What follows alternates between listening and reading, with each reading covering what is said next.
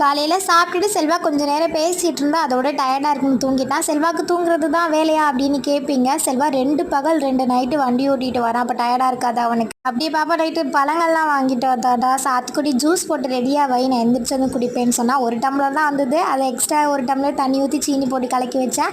அத்தை சீனி பருப்பும் கொடுத்துருந்தாங்களா, சீனியில் கூட எறும்பு மிக்கல, பருப்பில் எறும்பு வச்சுட்டு இருந்தது. அப்படியே வெயிலில் காய வச்சுட்டு செல்வா எந்திரிச்சு ஜூஸையும் கொடுத்துட்டு அப்படியே பாப்பா சாப்பிட்டுட்டு இருந்தா. சரி பாத்திரத்தை கழுவிட்டு இருந்தா, அதுக்குள்ளேயே அவனுக்கு டூட்டி வந்துருச்சு அப்படின்னு கிளம்பிட்டான். அப்பா ஈவினிங் ஒரு 3 இருக்கும் நினைக்கிறேன், பயங்கரமான வெயில். அந்த வெயிலில் அவன் வண்டியை தொடச்சிட்டு இருந்தான். ஈவினிங் வெளியில் போகிறேன் காசு தாடா அப்படின்ற நேரமாக கேட்டுட்டு இருந்தேன். கல்லிஞ்சக்கரை கரையிறானா அப்படின்னு வண்டியை தான் க்ளீன் பண்ணிட்டு இருந்தான். அப்புறம் என்ன நினச்சான்னு தெரியல, அக்கௌண்ட்டில் பணம் போட்டு வரேன், கையில் 100 ரூபா வச்சுக்கோன்னு கொடுத்துட்டு போனால் அதையும் நமக்கு ஒரே ஜாலியாகிடுச்சு. அதோட வீட்டுக்கு வந்துட்டு பாத்திரத்தை பாதி கழுவி வச்சுட்டு போனாலும் அப்படியே காஞ்சு போச்சு. மறுபடியும் தேய்ச்சி கழுவி விட்டு நம்மளும் ஃப்ரெஷ் ஆகிட்டு கிளம்பியாச்சு. நிறைய பேர் பர்த்டேக்கு விஷ் பண்ணுங்கள் சிஸ்டர்னு சொல்கிறீங்க, பட் நேம் சொல்ல மாட்டேன்றீங்க. நேம் சொன்னால் தானே என்னால் விஷ் பண்ண முடியும்.